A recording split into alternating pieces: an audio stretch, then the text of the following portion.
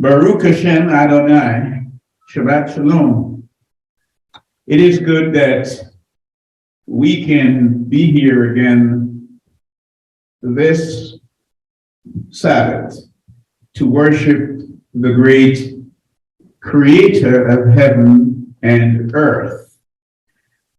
It is interesting that Yeshua started his ministry at a wedding, and he's going to finish it at a wedding banquet. Therefore, wedding is, or marriage is an integral part of his ministry that we need to understand. And this morning, we are dealing with the Feast of Tabernacles. And Tabernacles is that period where we have come to rejoice. We started by way of repentance, and then redemption, and then rejoicing. And so we are going to look at that because our title this morning, our subject matter is the marriage supper of the Lamb, the marriage supper of the Lamb. We are here today not merely because we are Torah observers, but as an expression of our faith in Yeshua's, or the word of Yah. Therefore, as part of our expository discourse this afternoon, we will use biblical hermeneutics to provide a clear theological paradigm. We also share in the collective dismay because there are many who do not appreciate the theological framework that Yah has provided to his people through the feast days. The Moedim, as we have often said, Moedim, which is recorded in Genesis 1 and verse 14, it is recorded in English as seasons, and people seem to think it's talking about spring, summer, autumn, and winter. But no, the Moedim means the appointed time. Talking about Passover, talking about Yom Kippur, talking about Pentecost, and these feast days, the Moedim. So, denominational creeds have provided a scaffold against these things, against these days of rehearsal, causing many to dishonor the Creator of the universe. For us, there are several good reasons to believe that we have reached a pivotal inflection point in this end time study. And perhaps the missing link is the prosody, the patterns of expression, and the versification in the English language that cause us to think differently. And you may ask, why should our dismay be so poignantly and prominently lamented? Why? Why do we feel this way that there are many out there who should be worshiping Yah on this day and keeping his commandment? So why is it that our dismay is so prominently lamented among us? Well, I'll answer you.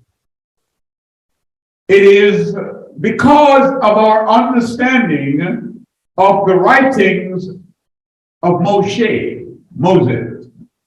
And at this time, I would like for you to join me in Genesis chapter 6. Genesis chapter 6, and we will read a few verses there. The word reads, and it came to pass when men began to multiply in the face of the earth, and the daughters of men were born unto them, that the sons of Yah, they took the daughters of men because they were fair, and they took them wives, all which they chose. And Yah said, my spirit shall not always strive with man, for that he is also flesh, yet his days shall be 120 years. Let's deconstruct that sentence. Let's look at it in the context of where we are today and see if we can make sense of it as we relate it to our subject matter today. We are dealing with the subject of the marriage supper of the Lamb. But the whole structure of the curriculum is dealing with the Messiah himself and how he fulfills all the prophets that have written about him. He is the volume of the book. And in order to get us to understand his fulfillment, he uses the feast days to do that. And he uses the agrarian society of Israel, ancient Israel, to explain. He starts in Passover with the barley harvest. And then we graduate onto Pentecost, which is the Feast of Weeks, or the Feast of Wheat. And it is there you separate the wheat from the chaff as you would at the mill. And then come to the fall feast, which we're in now, and then you have the fruit, by which time, as a believer in Yeshua, you should have graduated, and now you are producing fruits. And so this is where we're at. And so we are looking at this period of time when the wedding banquet will take place.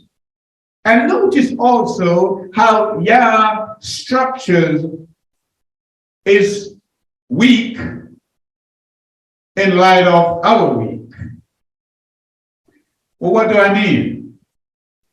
Well, he made 7 days, and he made man on the 6th day, and on the 7th day he's rest. So we're looking towards the millennium. The millennium is the 7th day, the Sabbath, the rest. And that's when the wedding takes place. Because he says, 6 days shalt thou labor and do all your work, but on the 7th day you rest. So man has been given 6,000 years. Because Peter, in 2 Peter 3 and verse 8, Peter said, don't be ignorant of this one thing. I don't want you to be ignorant, because one day, 1 24-hour day for us is equal to, or symbolic of, 1,000 years for Yahweh. So every day that we have, it means 1,000 years, celestial year. So what did Yah mean in Genesis 6?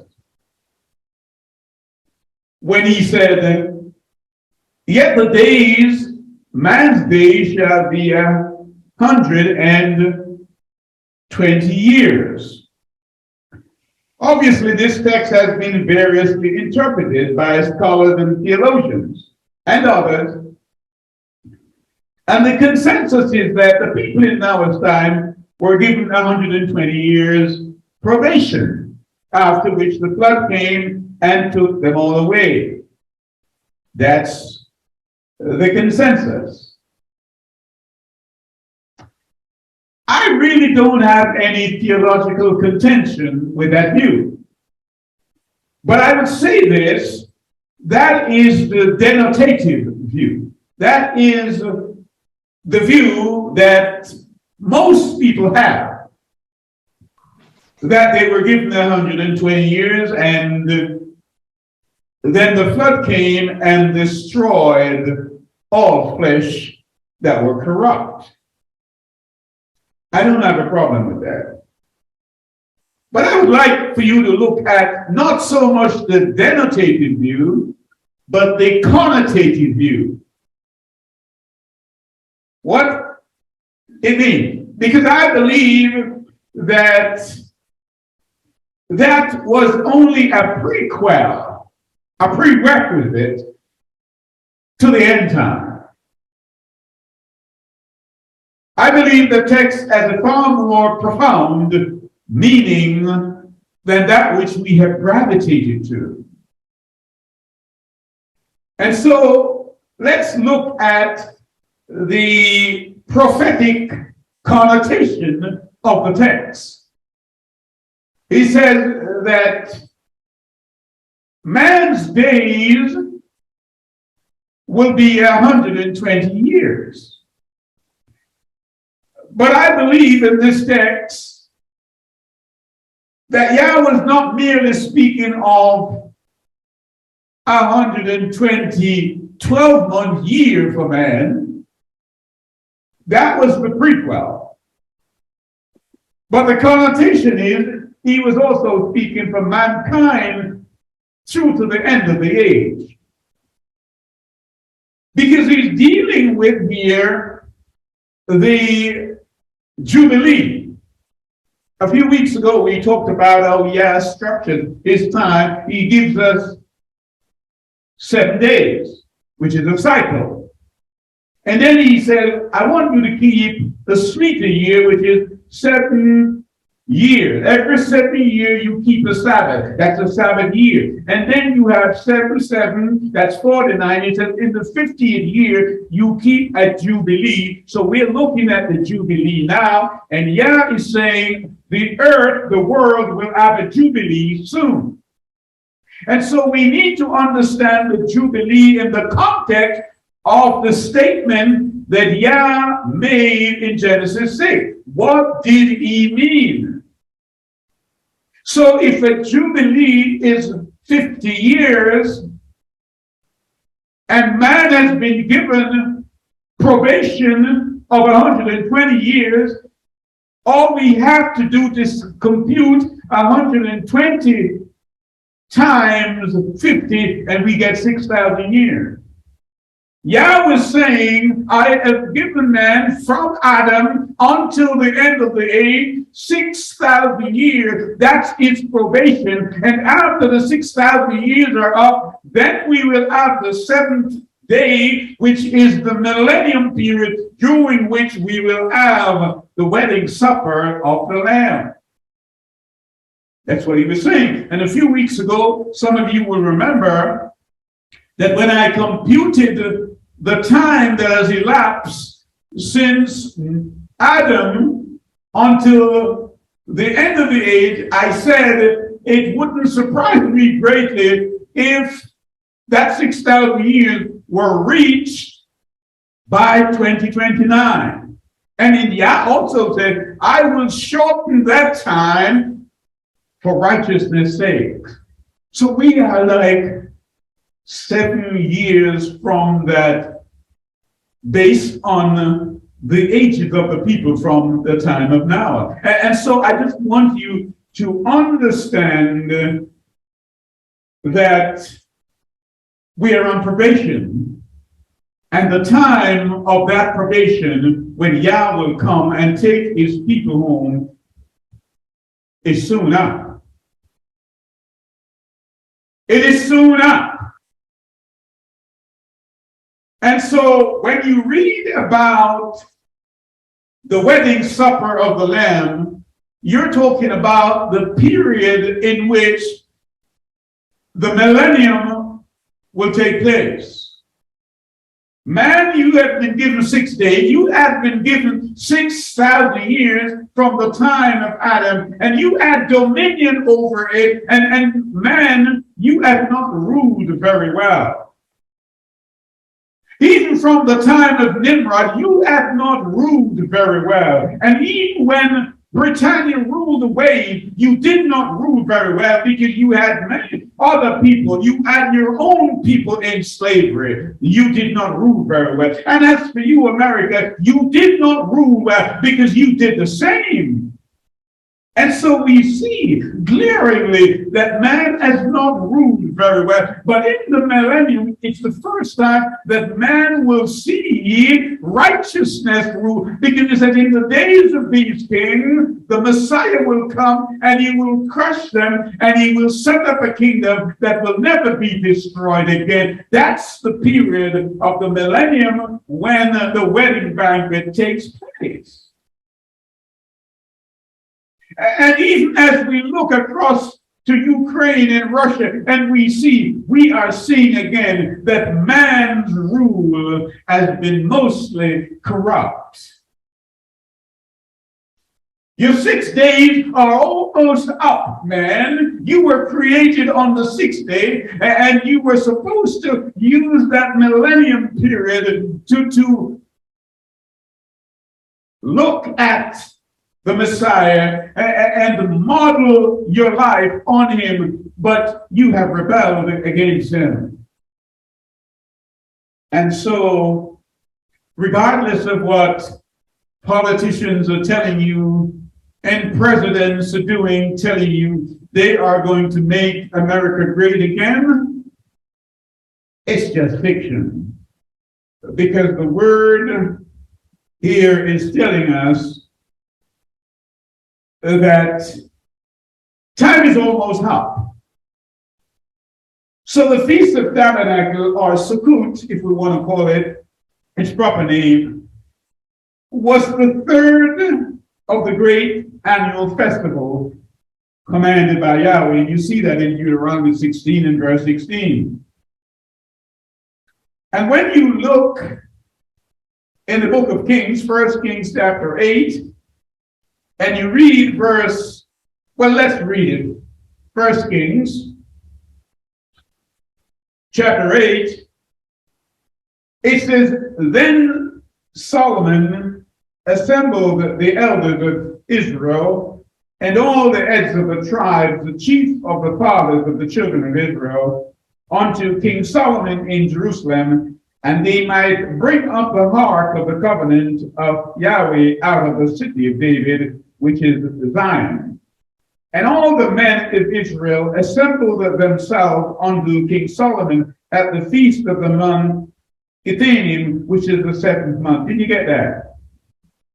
Let me read it again for you. It says, And all the men of Israel assembled themselves unto King Solomon at the feast in the month Ethanim, which is the 7th month. The word wants you to know that Solomon dedicated the temple on the 10th day of the 7th month. This is what? The Feast of Tabernacle. King Solomon, dedicated the temple on the 10th day of the 7th month.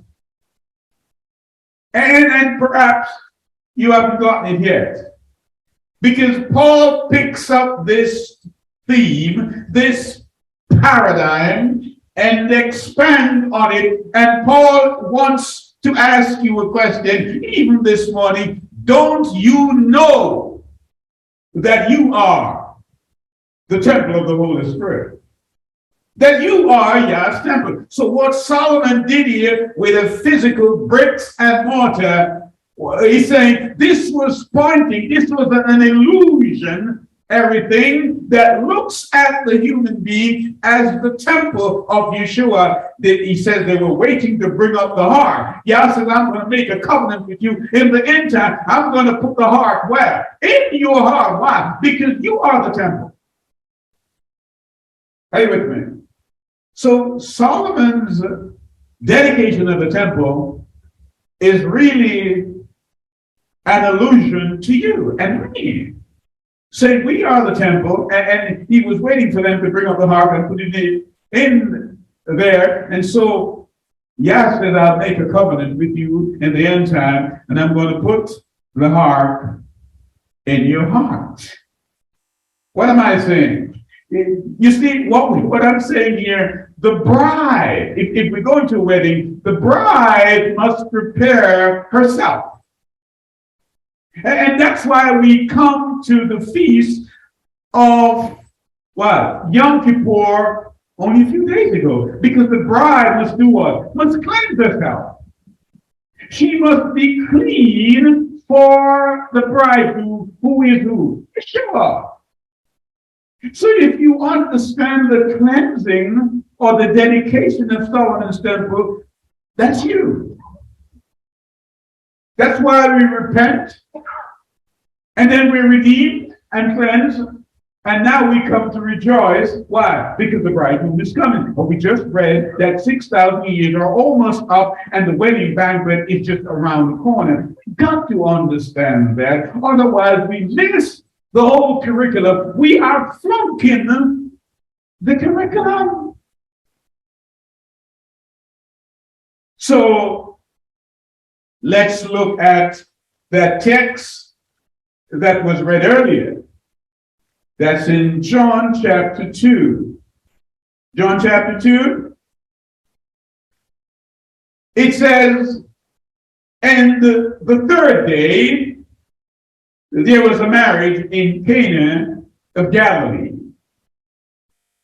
And the mother of Yeshua was there, and both Yeshua was called and his disciples to the marriage. And when they wanted wine, the mother of Yeshua said unto him, they have no wine. They have no wine. Are you with me? And perhaps as you read that, your mind is now dragged to Genesis chapter 14, when Abraham was coming from the war, when he went to retrieve his nephew Lot, and when he had won that battle, the word says Melchizedek. Hear me? Melchizedek came out to meet him and offered him bread and wine. Who's Melchizedek? Melchizedek, as we have studied here, is not a person, but an office. And the person of Melchizedek that Abraham met was Shem, the son of Noah. But the real Melchizedek we find in Hebrews chapter 7, that's the Messiah. He comes as a priest in the order of Melchizedek, Melech Zadok, king of righteousness. That's who he is. So we read in chapter 2 of John that they had no wine. They had no wine. Did you hear me? And so his mother said to him, they have no wine. Yeshua said unto her, woman, what have I to do with thee? Mine hour is not come yet. Did you get that? Oh, yes, you read that. But what was he saying? He's saying, this wedding is not mine. Mine is at the end of the age. Mine is in the millennium when I will meet with my people in the Feast of Tabernacle. That is my time. Why are you asking me to give wine now when I have to save that wine for the end? That's what he's saying. If only you missed that. And so when he made though, listen to me, the word said that what happened? They had how many pots? 6 water pots. 6. 6 days, 6,000 years, that's human being. My water pot is in the millennium. Are you with me? And so when he turned the water into wine, and they went to the master of the house and said, how is it? Hear me? How is it that what? How is it that you have saved what? The best wine for the last. He said, most people at their wedding, they give the best wine first, and when it's finished, they give the downgraded wine. But only if you understand it, what Yeshua was doing, he was giving the wine that you and I, if we stay faithful, will drink in the millennium. It was a foretaste he gave to the wedding at Cana so that we can understand. He said, eyes have not seen and ears have not heard what I have prepared for you. So he gave them a taste of the millennium wine. That's what he did. And notice again, I want to emphasize the point. He says, and the third day, meaning Yeshua has been away for 2,000 years. That's 2 days in our reckoning. He's coming back on the third day. So the wedding is alluding to the end time on the third day, because the third day from when Yeshua left is going to be the millennium. Because Yeshua, as you know, was born in the fourth day. Why? Just because the sun was created in the fourth day. Are you with me? And he is brighter than the sun. So when Yah says, let there be light, and there was light, and then he comes into the world in John 8, and he said, I am the light of the world. And that's why at his crucifixion, when this light went out, when this bright light of Yeshua went out, the sun refused to give its own light because he knew that his light is not as bright as Yeshua. Are you with me? So he's coming on the third day, and he gave them a foretaste of the wine that we will be drinking.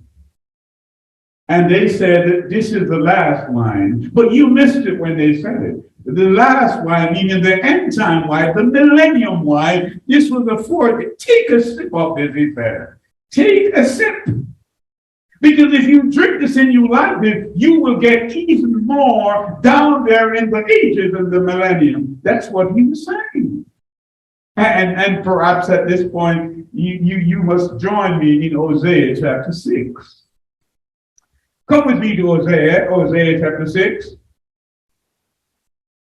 And the word here says in verse 1, come, and let us return unto Yahweh.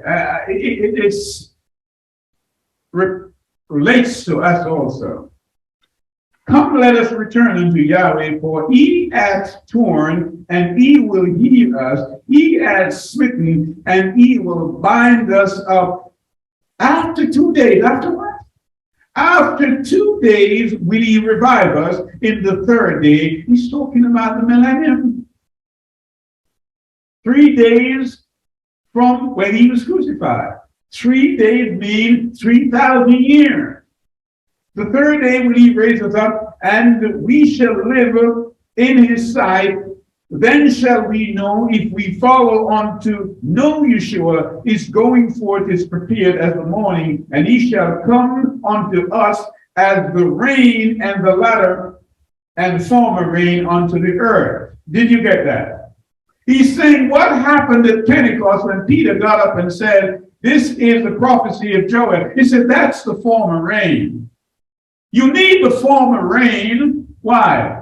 To germinate the plant, the fruit, so that they will grow to the day of harvest. But now the latter rain comes in the season that we're in, and the latter rain ripens the fruit. So it's a fruit harvest, not a barley harvest, and not a wheat harvest. It's a fruit harvest. You ought now to be producing fruits. And that's why he cursed the fig tree. He said, you have leaves, you have foliage on you, but you have no fruit. Cursed be you, fig tree. And so you may have been in the faith 20 or 30 years. And some of you may be in their 40 or 50 years, but only that you have had 1 year repeated 50 times. You have not grown. And he's saying that fig tree must be cut down because he will not deal with fig tree Christianity or fig tree believers. Are you with me? He wants the grapes now because notice what he says in Revelation. When he comes, those grapes that did not produce wine, he's going to trample upon them, and he's all dressed in a garment full of blood. Understand? So he's coming back on the third day. And so our subject this morning is indebted to the chapter 14 of Zechariah. But before we read Zechariah, we're going to take a look at Revelation chapter 7 and verse 4, saying, hurt not the earth, nor the sea, nor the trees, till we have sealed the servants of Oyah in their forehead. And I heard the number of them which were sealed, and they were sealed 144,000 of the tribes of the children of Israel. Everything. Yah says, let nothing happen. Don't what? Earth, the earth, nor the sea, nor the trees. Trees in prophecy sometimes represented as people. If you remember the man who was blind and he was healed, and before he was fully healed, when they asked him, can you see? He said, I see men like trees walking. But now after he was healed fully, he saw men and not trees. So trees sometimes are symbolic of men. And he said, don't hurt them until I have sealed those who are going to be at the banquet. Don't do anything. Let not these wars that are rumored and are escalating all over the world. I'm still searching to find my jewels so that I may seal them. So you better come with me to Revelation 14. And we will look at verses 4 and 5.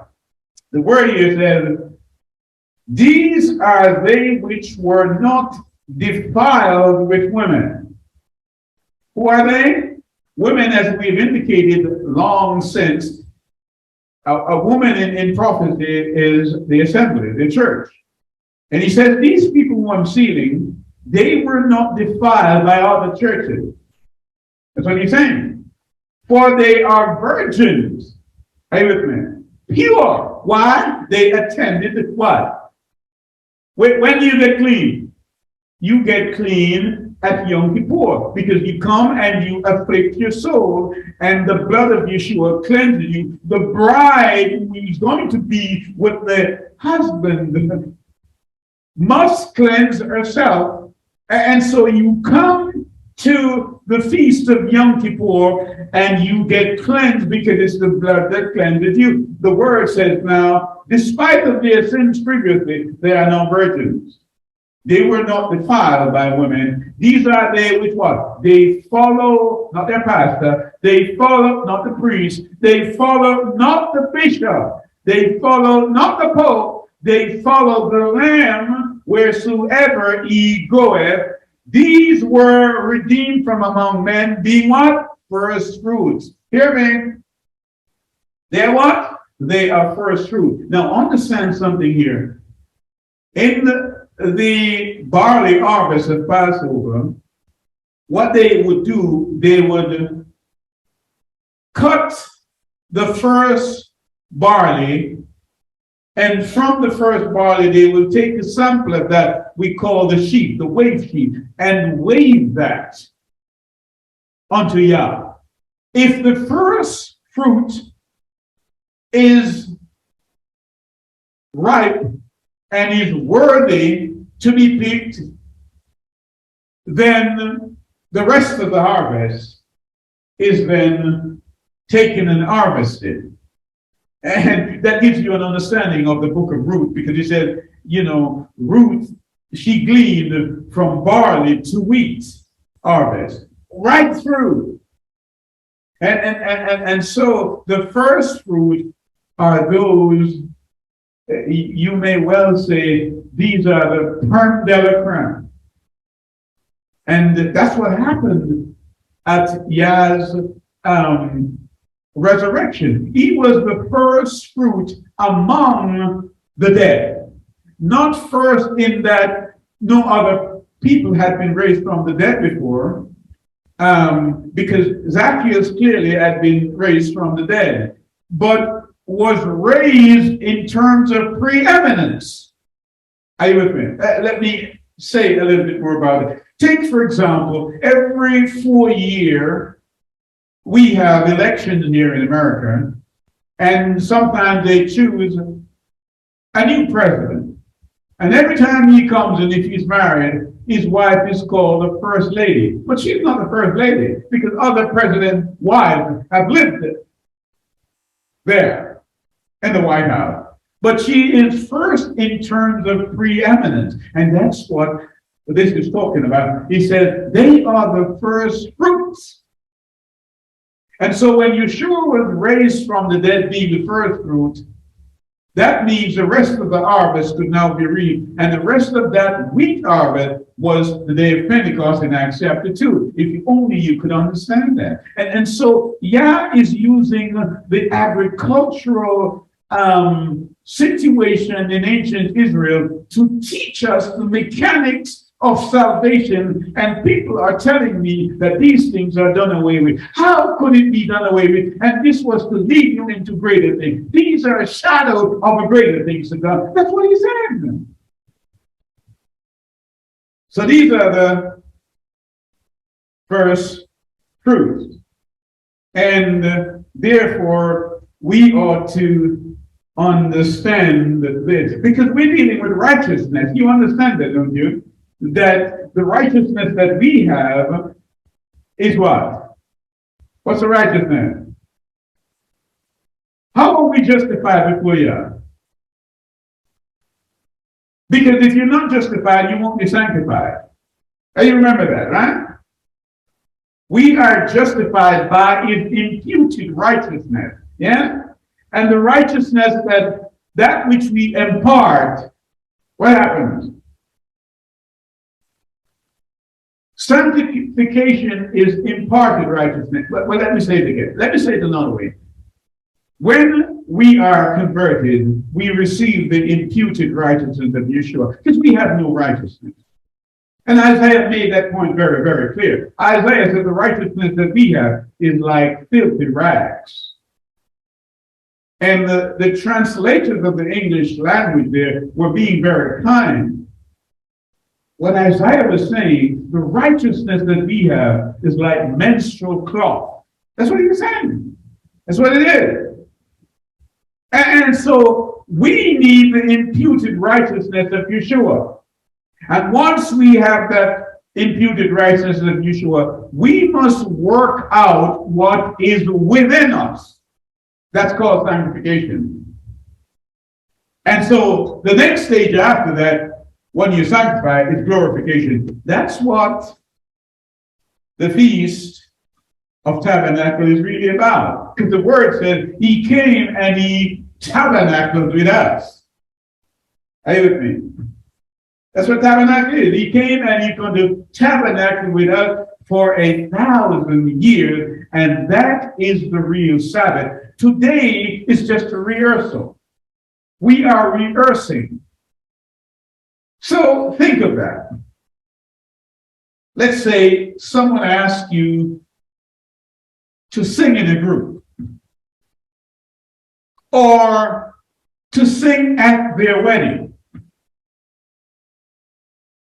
And they say, all right, we're having rehearsal this week at a particular time, so we want you to come and rehearse for the wedding, because it's the big day of the bride and groom.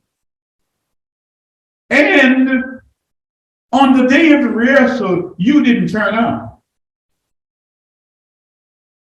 Do you think they would want you to sing on the day of the wedding if you didn't turn up for the rehearsal? Well, understand this. Every Sabbath and every feast day that we keep is a rehearsal for the end time. If only you knew that. And who dare you? Who dare you not to turn out for the rehearsal of the king's banquets? You better join me in Matthew 22 because you will understand a little bit better what Yah is saying.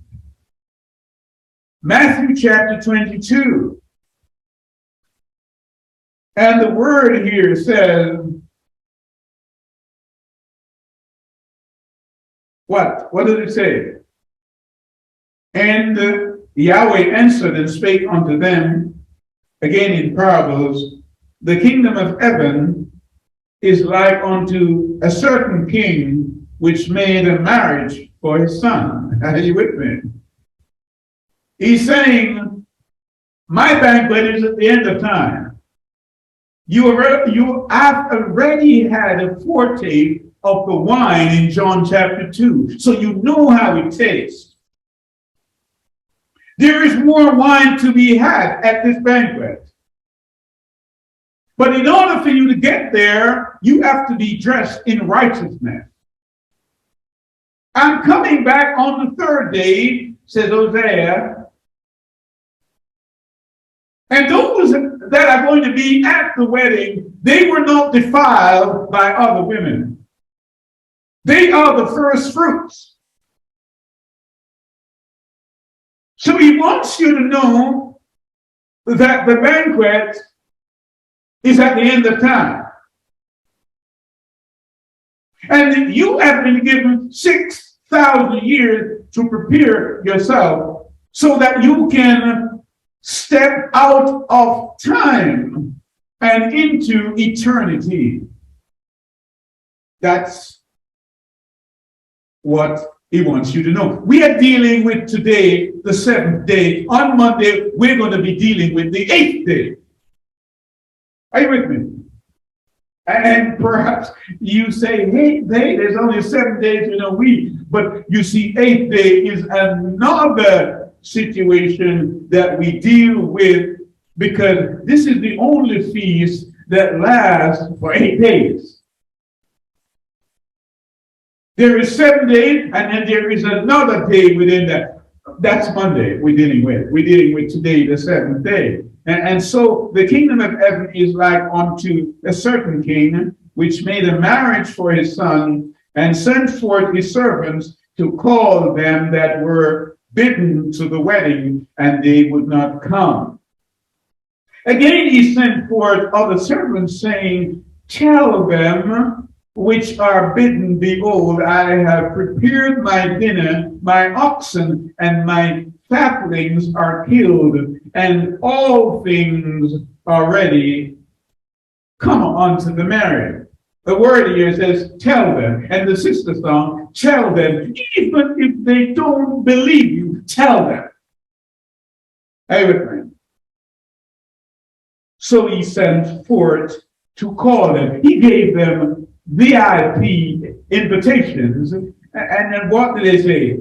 Verse 5, but they made light of it and went their ways, one to his farm, another to his merchandise. You tell them, you send an invite and say, come and worship with us on the Sabbath. We will come and pick you up. What do they say? Well, you know, I have other things to do. I have a prior appointment. Well, what is your appointment? Going to the movie? They made light of it. That's what the word said. They made light of it. Oh, well, I have to go to my farm. Who gave you the farm? And another to his merchandise. All that you have, all your possessions, who gave it to you? He's the king who invites you to the wedding. And the remnant took his servants and entreated them spitefully and slew them, says the word, verse 6.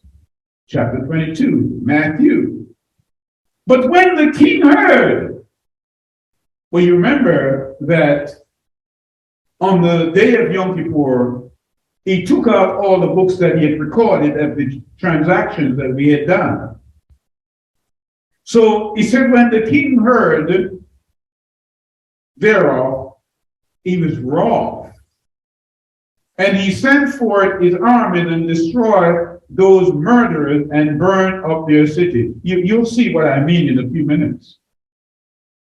Then said he to his servants, the wedding is ready, But they which were bidden were not worthy. Just think, you getting married, and you sent out your invitation to all your best friends. You know, you sat down dutifully and you decide who is coming to this wedding, your best friend, and you spend a great deal of time doing that, and you made a list and you send it out, and nobody responds because they made light of it. Go ye therefore, verse 9, into the highways, and as many as you could find bid to the marriage. He said, those who live on the hills and those who live in the leafy suburbs of town, they did not come. Go now downtown under the bridges where people are sleeping rough and invite them to the banquet. Go ye therefore into the highways, and as many as you find bid to the marriage. Oh, they won't come to the feast days. They won't keep the Sabbath. These are your best friends that you, having found bread, you want to let them know where you as a beggar have found bread, but they don't want your bread. So go downtown and find the vagrants. Find the down and outs and invite them. So those servants went out into the highways and gathered together all as many as they found, both bad and good, and the wedding was furnished with guests, but not guests that were invited. Many are called, but how many are chosen? Only a few. And when the king came to see the guests, the king comes in now, and perhaps the word said he was wroth. He's angry because the people that he wants to be there were not there. And it's vagrants and down and outs who have come. And when the king came in to see the guests, he saw there a man which had not on the wedding garment. Now, what is strange here, most times that you're going to a wedding, or you're invited to a wedding, the first thing you want to know is, what can I wear? And perhaps you've gone through your closet, and despite the many garments, clothes, tunics that you have, you still cannot find something to wear to the wedding. So you convince yourself, you must know, go out and buy something new. Well, not at this wedding. This man who is making this wedding, he provides the garment to wear. So you don't have to buy it. But when he gets this at verse 11, he sees a man there who has smuggled himself in. And what was he wearing? He was wearing Levi jeans. He did not have, or perhaps it's corduroy. He did not have the wedding garment on. He did not have the righteousness of Yeshua. That is a prerequisite to the wedding. He did not have it on. Because he perhaps had not attended Yom Kippur. He had not been cleansed by the blood of Yeshua, but he turns up at the wedding. Well, what's the king's response to this? Because other people are watching now, and the other people are all dressed in the king's garment. But this man, he sits there waiting for the food. He has his knives and forks in his hand, and everybody is looking now because the guest is at the groom, the bridegroom is at his table looking at him. Verse 12. And he said unto him, Friend, how camest thou in hither, not having a wedding garment? And he was speechless. You come to my wedding dressed like that?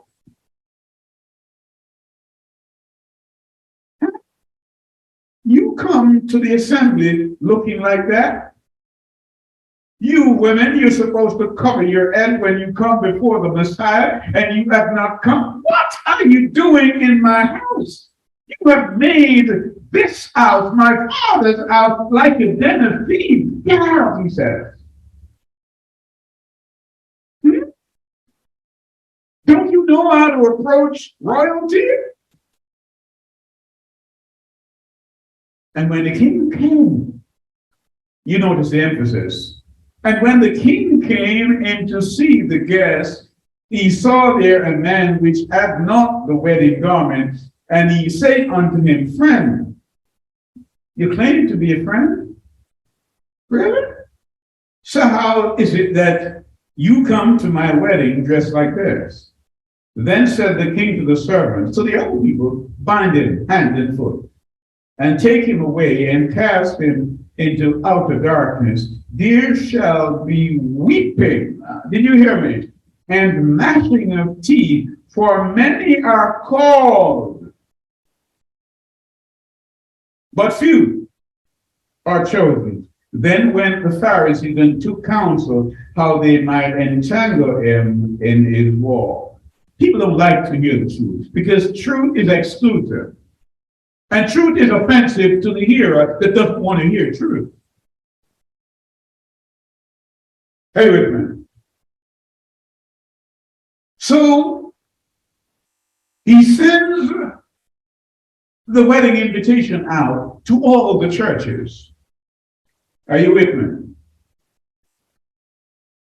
And the churches one by one say, our church doesn't teach that.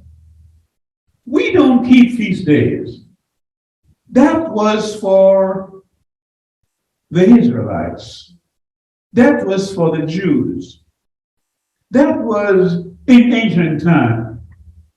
But you better come with me to Leviticus chapter 23 because, you know, I have a contention with that fallacious view. Leviticus chapter 23, what does it say? When you tell me that it is for the Jews, I want to hear what Messiah has to say. Verse 1, and Yahweh spake unto Moses, saying, what did he say?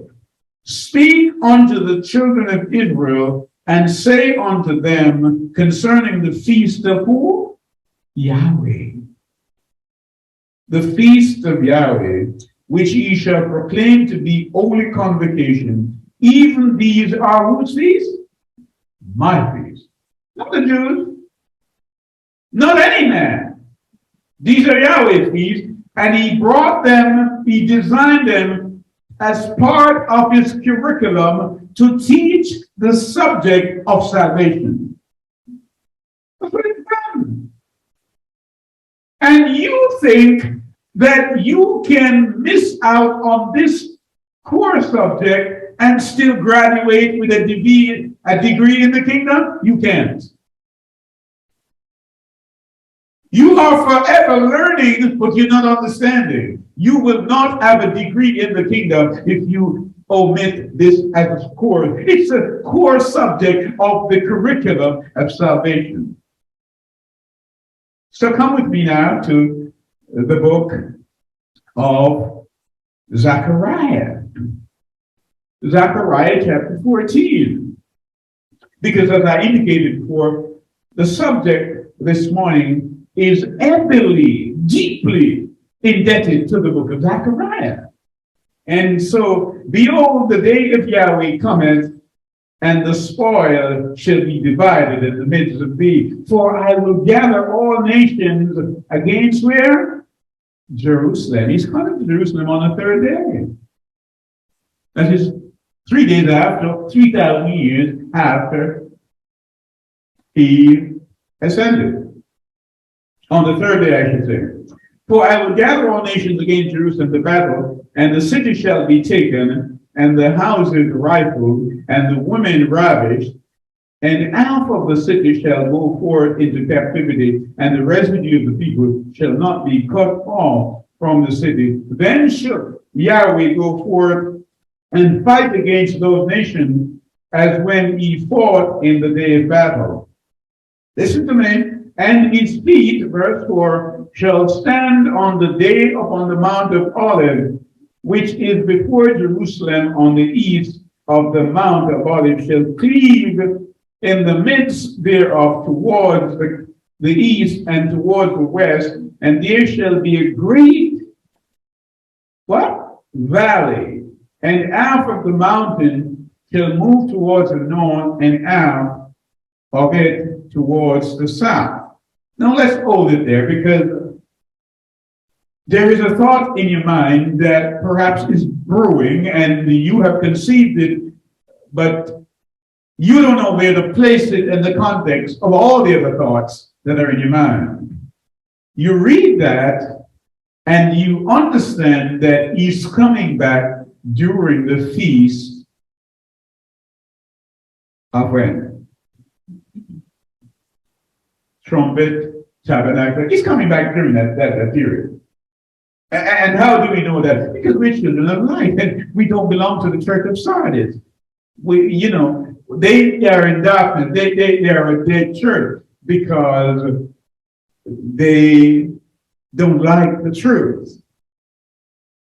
And so you understand that he's coming back at this period. But then your mind races all the way to First Thessalonians 4, 16 and 17, and you read and you've understood that when he comes, the dead in Christ will rise first, and those who are alive will be caught up to meet him in the air. And your pastor, your previous pastor, told you, and throughout the ages has told you, that when you are raised up in the air, you go off to heaven.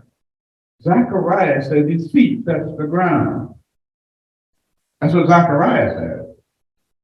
Zachariah said, you are not going up to no heaven, because man was not given dominion over heaven. He was given dominion on the earth. And so when he comes, he's going to be reigning 1,000 years on the earth. His feet will touch the ground. That's what Zachariah said.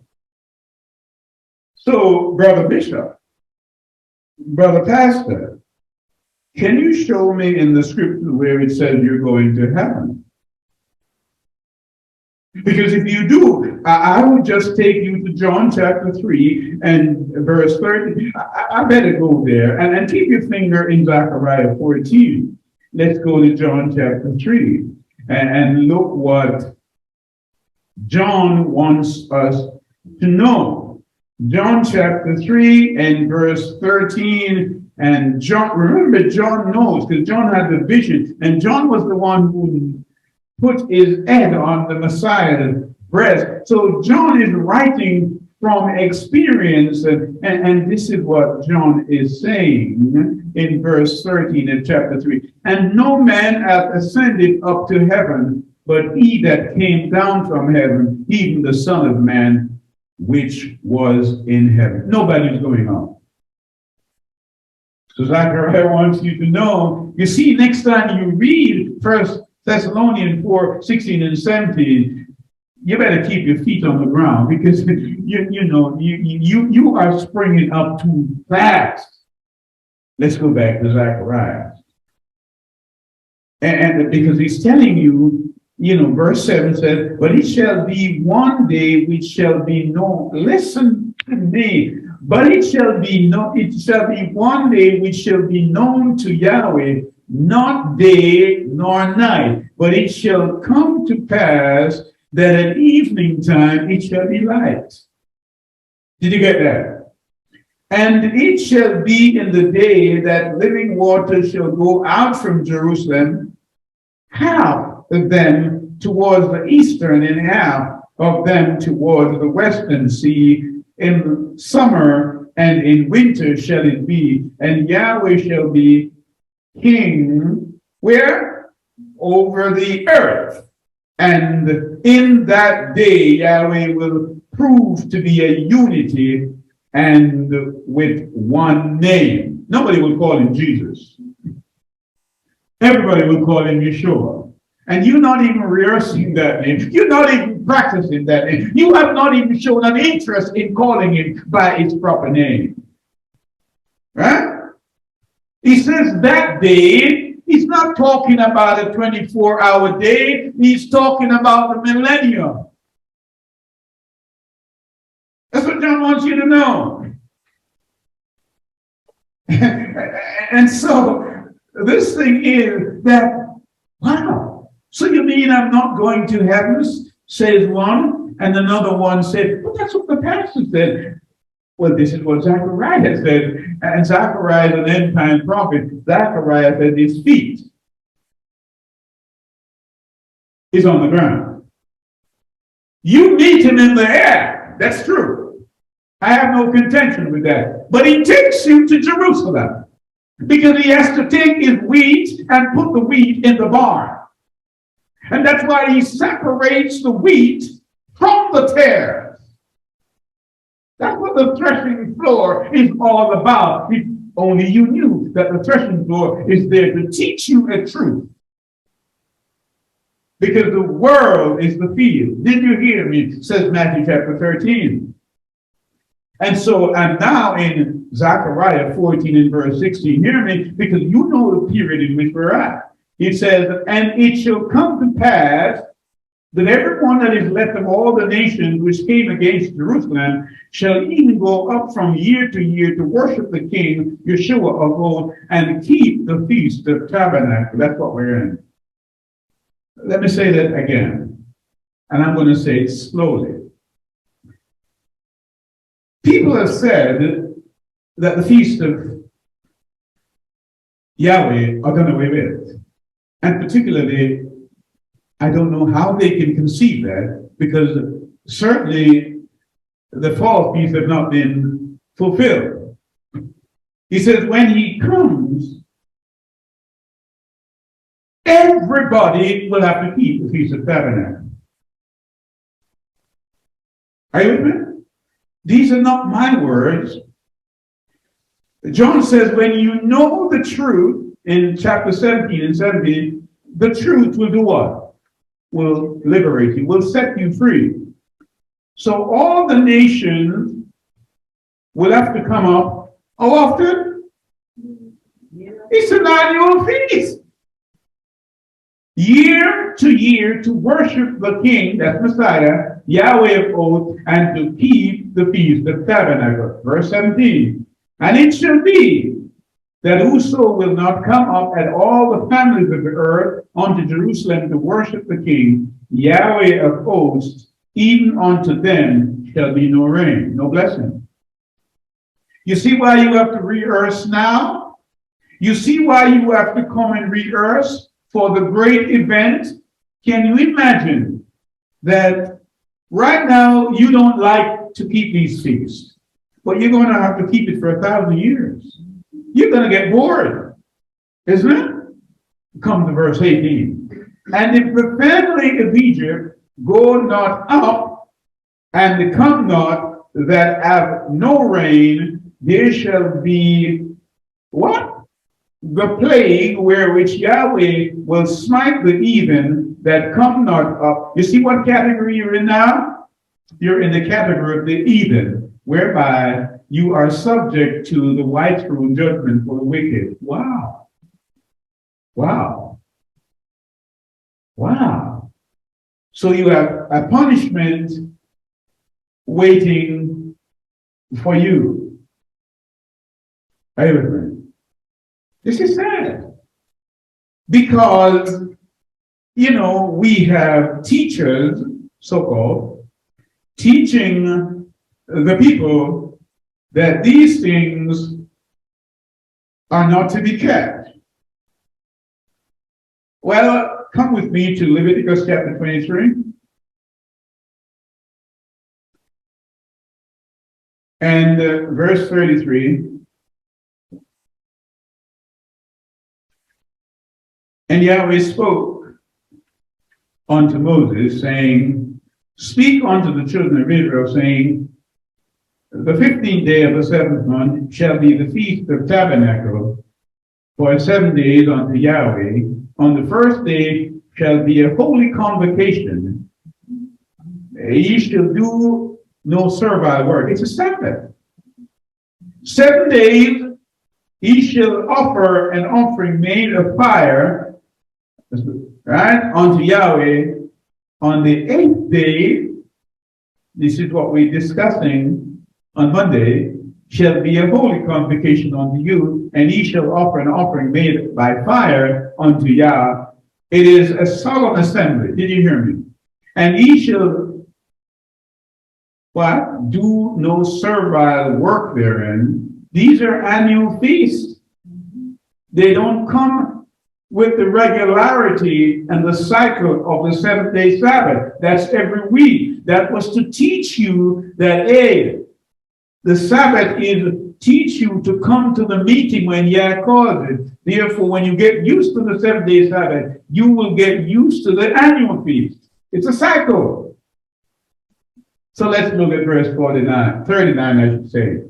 Also, in the 15th day of the 7th month, when ye have gathered in the fruit of the land, did you get me? Because when he comes back, he's coming back for the fruit of the land, the first fruit. The people who have done well. Come eat blessed of my Father. Come inherit the what? Come inherit the what? The what? The kingdom prepared for you. When was it prepared? From the foundation of the earth. So he said, when you have gathered the fruit of the land, you shall keep a feast unto Yahweh 7 days, and on the first day he shall be a Sabbath, and on the 8th day shall also be a Sabbath. I mean, come on. Any language you choose to say that in, it's graphically clear, isn't it? And so I cannot conceive why theologians and others are teaching people that these things don't stand. And we will give some more reason why the 8th day is so significant.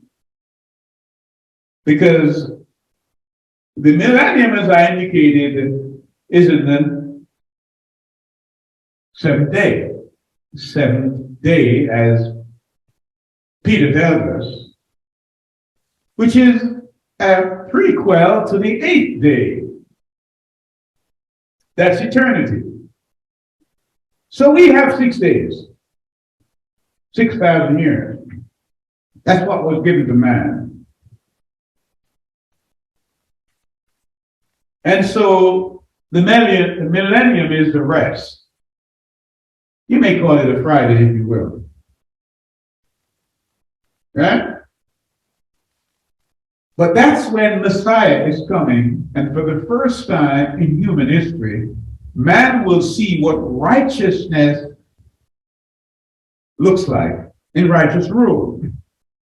So it is going to be a very interesting period, because all the unrighteous people who want to do their own thing and don't like righteous teaching, the word says, if they refuse to come and worship the king, he will send plagues on them. Plagues. And the word says that some of them, their eyes are going to be what? Wear out. Holes. Gonna rot. Wow.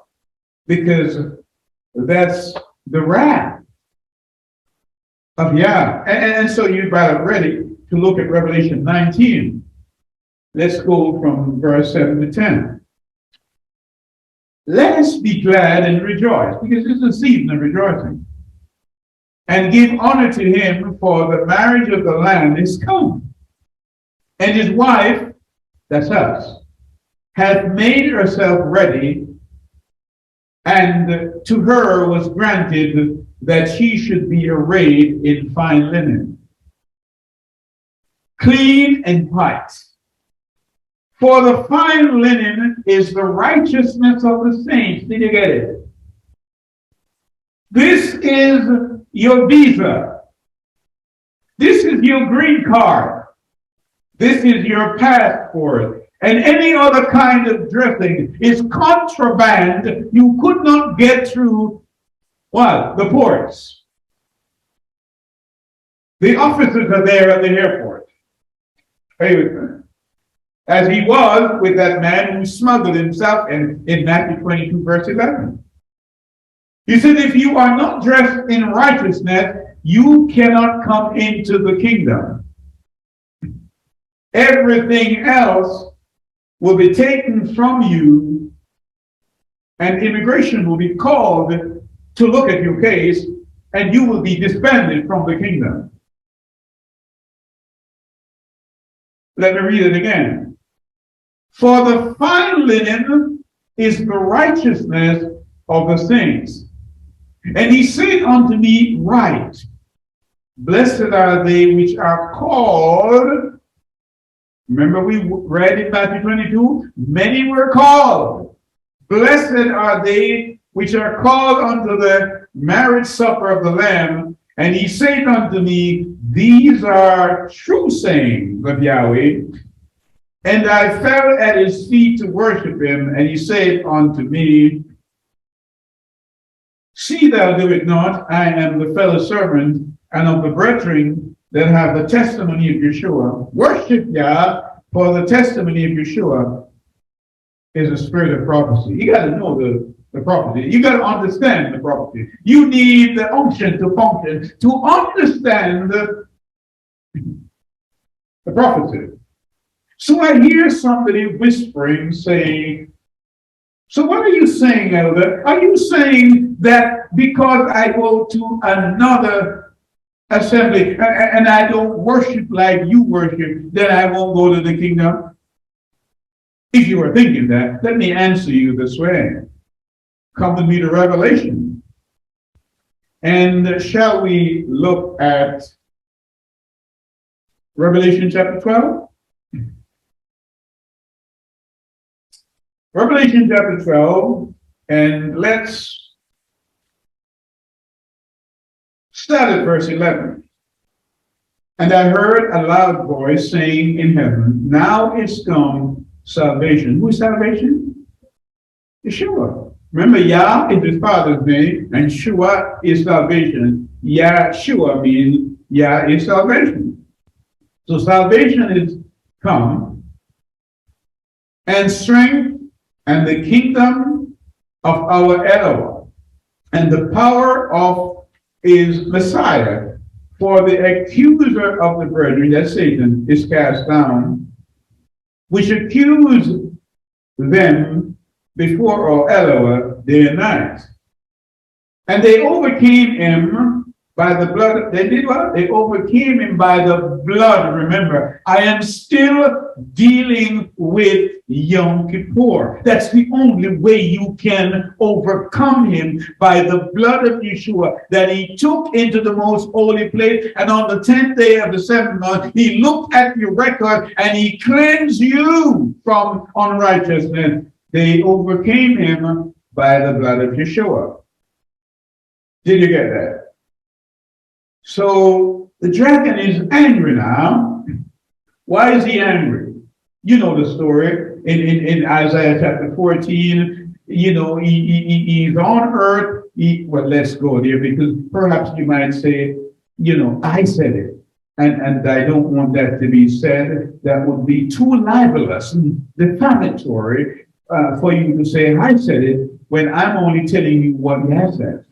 So let's go to Isaiah, and we will look at verse 14. Let's look at verse 11. Thy pomp is brought down to the grave, and the noise of thy vows, the worm is spread under thee, and the worms cover thee. And verse 12 now. How art thou fallen from heaven, O Lucifer, son of the morning? How art thou cut down to the ground, which didst weaken the nation? How? For thou hast said in thine heart, I will ascend into heaven, and I will exalt my throne above the stars of hell. I will sit also upon the mountain of congregation into the side of the north. I will ascend above the heights of cloud. I will be like the Most High.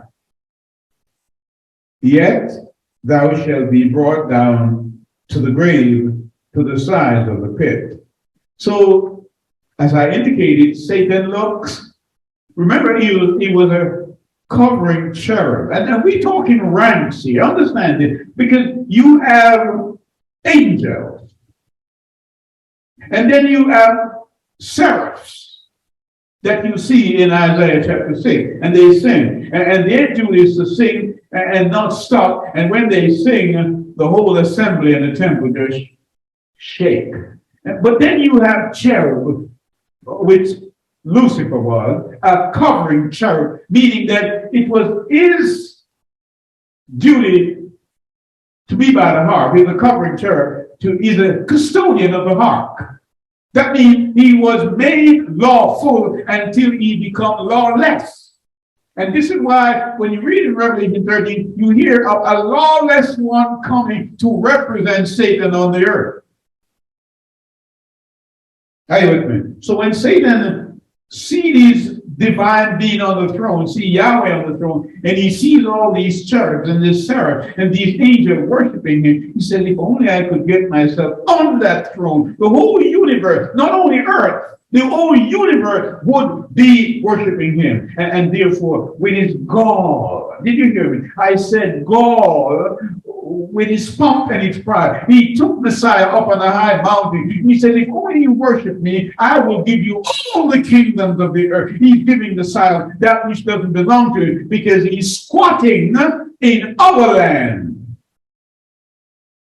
But that's not the point I really want to make. The point I really want to make is in verse 17 of Revelation chapter 12. You better come with me there. Revelation 17. He says, and the earth helped the woman, and what? The earth opened her mouth and swallowed the floods, which the dragon cast out of his mouth. Now listen to me. And the dragon was wroth. I'm responding to the question that was conceived by the imaginative person who said, so you say that I'm not going to be saved because I'm not doing what you're doing? So the dragon was wroth with the woman, with the church, with the assembly, and went to make war with the remnant of her seed. Why is he doing this? He's not concerned about the other people now, the other worshipers. He's concerned about the remnant of the seed. Why? Which keep the commandments of Yahweh and have the testimony of Yeshua the Messiah. And he stood up on the sand of the sea. He said, I'm not bothered with you. You're mine already. He said, I'm concerned about those people who keep the commandment, who keep the feast days, and they have the faith of Yeshua. Then I'm going to get some problems. Wow. So when he's trying to give us problem, what shall we do? Don't worry. You better come with me to Daniel chapter 12, because Daniel chapter 12 is encouraging, because the word said, and at that time, at what time? At that time when he's molesting you, when he's troubling you, shall Michael stand up, the great prince, which standeth for the children of thy people, and there shall be a time of trouble, such as never was since there was a nation, even to that same time, and at that time my people shall be delivered. What shall we be? We shall be delivered, everyone that shall be found written in the book. When are the books open? On the day of Yom Kippur, when the bride gets herself cleansed and ready for the bridegroom to come and meet her at where? The Feast of Tabernacle. In Yeshua's name I pray. Amen.